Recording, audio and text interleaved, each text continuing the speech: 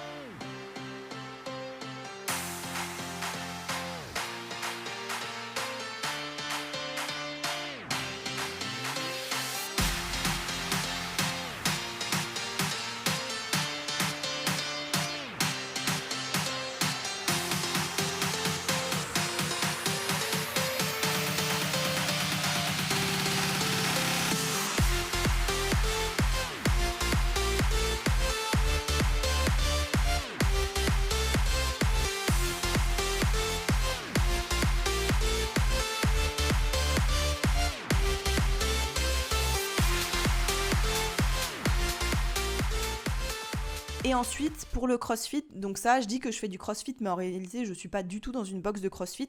Je choisis moi-même des WOD, en fait, sur des choses que j'ai envie de faire et qui mêlent renforcement musculaire et cardio. Et je fais ça toute seule, dans mon coin, à la salle de musculation, tranquillement. Je ne vais pas dans une salle de crossfit parce que de 1, c'est quand même assez cher et y aller une seule fois par semaine, ce serait pas très rentable et ça ne m'intéresse pas de faire plus d'une séance de crossfit par semaine. Et de 2, je n'aime pas beaucoup les gens. enfin bon, j'aime pas beaucoup les gens.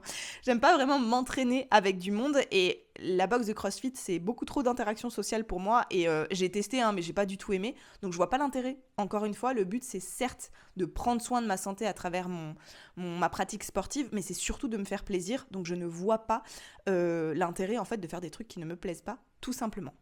Donc je vous ai décrit un petit peu les 6 séances que je fais en ce moment. De temps en temps, je vais aussi à la piscine faire de la natation, mais c'est assez rare en ce moment. J'y allais régulièrement avant mon aménorrhée hypothalamique, mais en fait, c'est assez loin de chez moi. C'est pas donné aussi, la piscine, mine de rien, parce que chaque entrée coûte. Moi, c'est une piscine privée à laquelle j'allais. Et du coup, c'est pas très pratique tout ça, donc c'est passé un peu à la trappe, ce truc-là. Mais de temps en temps, quand j'ai envie, Ça me prend à peu près une fois par mois, quelque chose comme ça.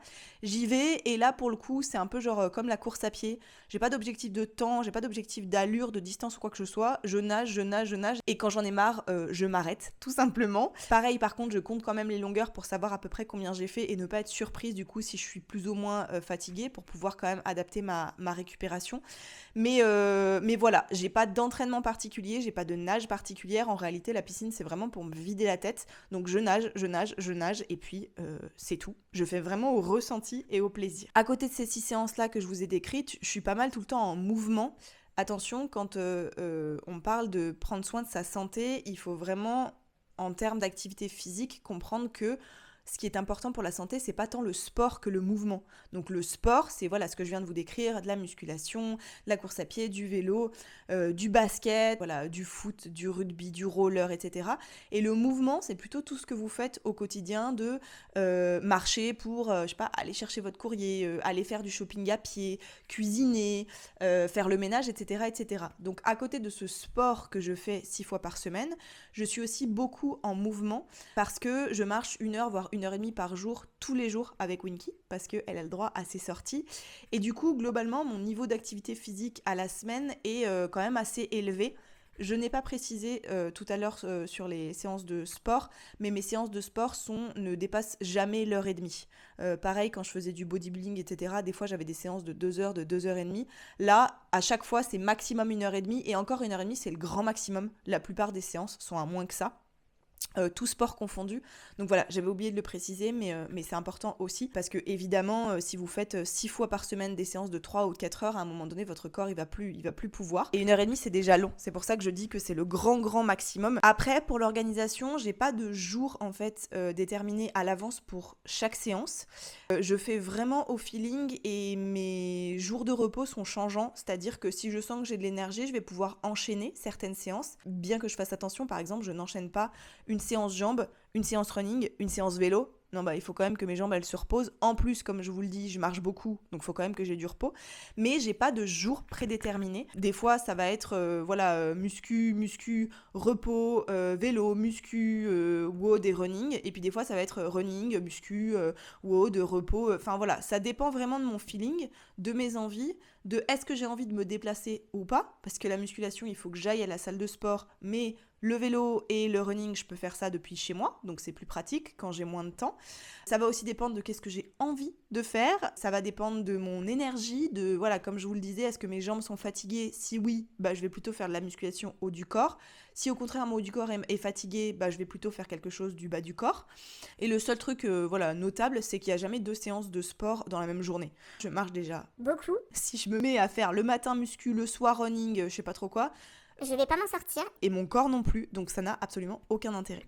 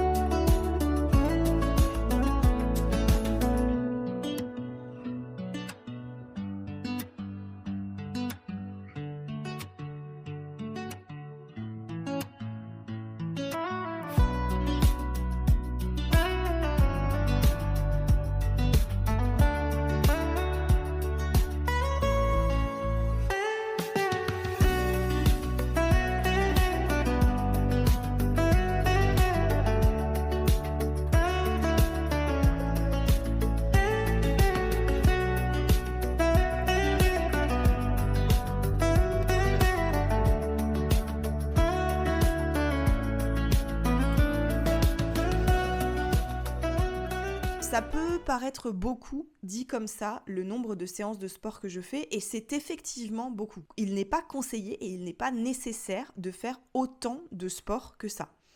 Je peux me permettre de le faire pour plusieurs raisons. Déjà de 1, je fais du sport depuis très longtemps. C'est-à-dire ce n'est pas nouveau que je fasse du sport. Donc je suis habituée à ça. C'est quelque chose qui fait partie de ma vie en fait. Si vous ne faisiez pas de sport quand vous étiez jeune, que vous voulez vous mettre au sport ou que même vous ne faites plus de sport depuis plusieurs années, faut pas commencer par faire 6 séances de sport par semaine. Ça sert à rien. On commence à 1, puis 2, puis 3, et 3, c'est déjà largement suffisant. Ensuite, je peux me permettre de faire ça parce que j'ai un mode de vie qui fait que j'ai le temps, l'énergie et l'espace mental pour le faire. Je suis à mon compte, j'ai pas besoin d'aller au boulot, j'ai pas d'aller-retour pour le boulot, j'ai pas d'horaire précis. J'habite pas trop loin de ma salle de musculation, je mets 20-25 minutes à y aller, mais j'habite pas à 45 minutes. Comme je vous le dis, je peux courir autour de chez moi et mon vélo, il est chez moi. J'ai pas d'enfant non plus. Je suis en bonne santé, voilà. Tout ça, donc le contexte fait que je peux me permettre de faire autant de séances de sport. Mais lorsque mon contexte changera, si jamais à un moment donné, j'ai de nouveau des horaires, si je déménage, si je suis en mauvaise santé, s'il y a quoi que ce soit qui change, évidemment, ma routine sportive changera. Je ferai plus ou moins de sport, je ferai des sports différents, je ferai des sports à une intensité, à une fréquence, à une durée différente, je m'adapterai. Donc là, en fait, la routine que j'ai en ce moment, c'est pour ça que je vous dis qu'il n'y a pas vraiment de routine, c'est qu'en fait, elle est adaptée à ce qui se passe là, maintenant, tout de suite, en juillet 2026, mais il y a un monde où dans un mois, je fais des trucs qui sont complètement différents. Donc attention à ça, le sport n'est pas figé dans le temps, vous n'êtes pas obligé de faire toujours les mêmes sports, de la même façon, à la même fréquence, les mêmes jours, la même durée, les mêmes trucs, les mêmes machins, etc. Bien sûr, si vous avez un objectif de performance et de progression, il faut y penser, parce que pour progresser, il faut pratiquer. Mais si vous faites du sport majoritairement pour le plaisir, et j'espère vraiment que c'est la raison pour laquelle vous faites du sport, parce que c'est la seule raison saine de faire du sport, c'est de le faire pour le plaisir, vous n'avez pas besoin d'avoir quelque chose d'ultra cadré. Ça ne sert à rien. Vous avez besoin d'avoir quelque chose qui soit adapté à votre vie, au contexte, à votre environnement, à vos envies, à votre santé, etc., etc. Et aussi, je suis totalement OK avec ce nombre de séances-là parce que je ne les fais pas sous la contrainte et que c'est un choix de ma part. Je fais du sport prioritairement pour le plaisir. Et ça, c'est hyper important parce que on entend souvent dire qu'il faut faire du sport pour la santé. C'est vrai, il faut être en mouvement pour la santé et si vous faites un peu de sport 2-3 fois par semaine, ça va aider votre santé.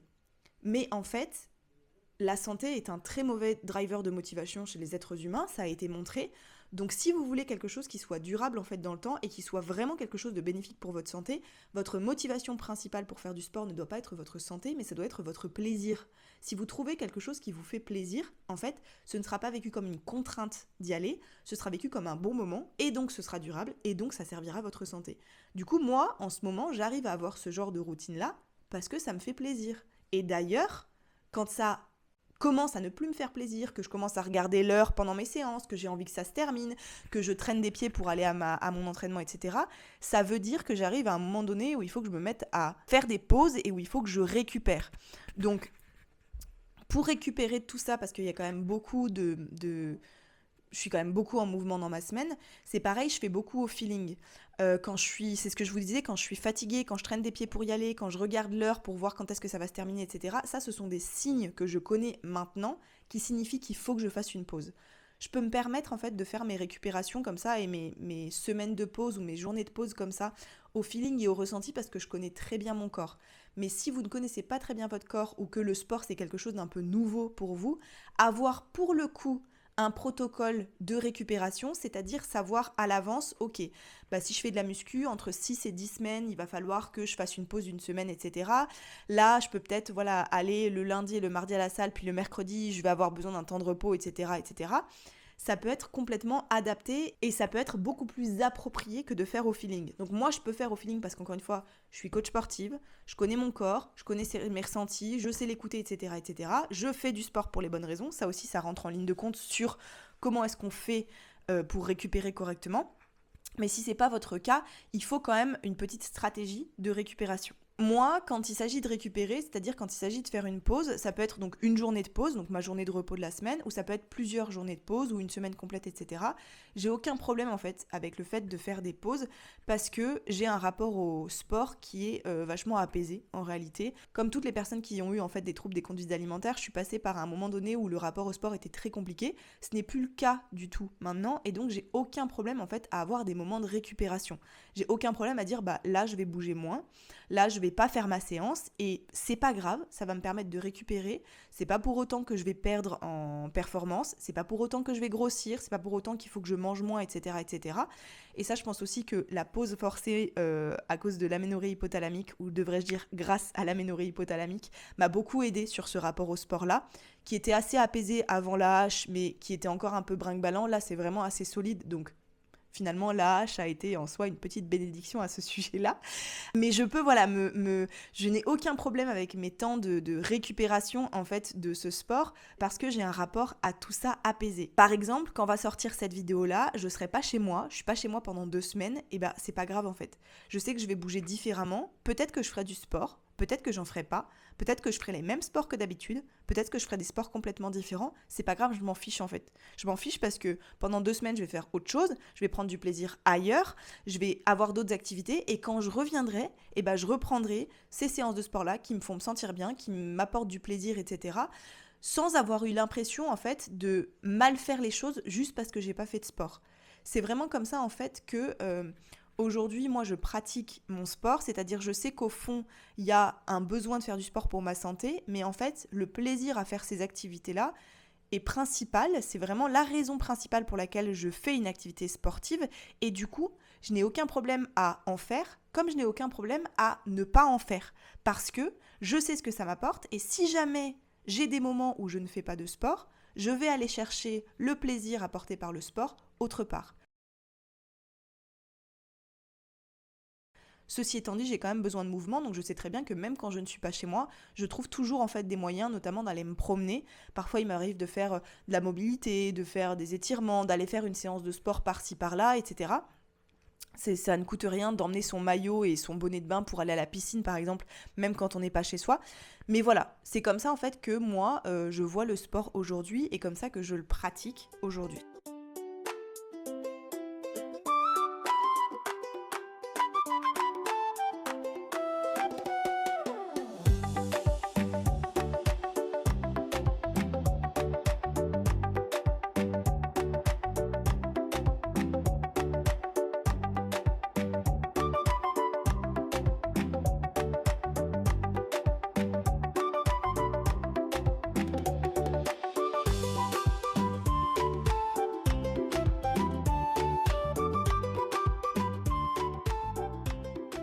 Vous, concernant vous, si jamais vous faites du sport et que vous avez tendance à avoir du mal à faire des pauses, sans culpabiliser, sans chercher à manger moins, sans vous dire que vous allez perdre en performance, sans vous taper dessus ou avoir l'impression de perdre votre temps, etc., etc., il y a un rapport au sport conflictuel à adresser.